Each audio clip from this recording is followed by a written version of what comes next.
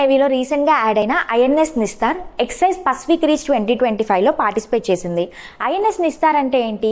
It's an India's indigenously developed diving support vessel. దీన్ని రీసెంట్గా 2025 జూలైలో కమిషన్ చేశారు. దీన్ని మెయిన్గా ఎందుకు డెవలప్ చేశారు అంటే సబ్మర్జెన్స్ రెస్క్యూ ఆపరేషన్స్ని కండక్ట్ చేయడం కోసం. సో దీన్ని ఇండియాలో ఎవరు డెవలప్ చేశారు? హిందుస్థాన్ ఏరోనాటికల్ లిమిటెడ్ వాళ్ళు దీన్ని డెవలప్ చేయడం జరిగింది.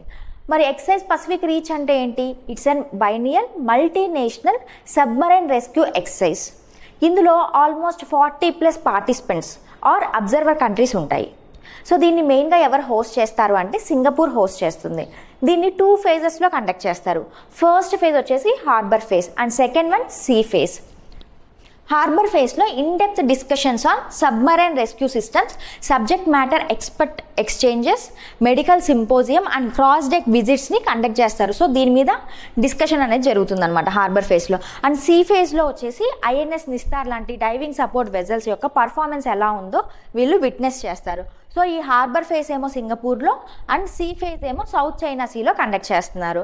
సో ఈ ఐఎన్ఎస్ నిస్తార్ అనేది ఎక్సైజ్ పసిఫిక్ రీచ్లో మదర్షిప్ లాగా యాక్ట్ చేస్తుంది. దేనికి అంటే డీప్ సబ్మర్జెన్స్ రెస్క్యూ వెజల్స్కి ఇది మదర్షిప్ లాగా యాక్ట్ చేస్తుంది.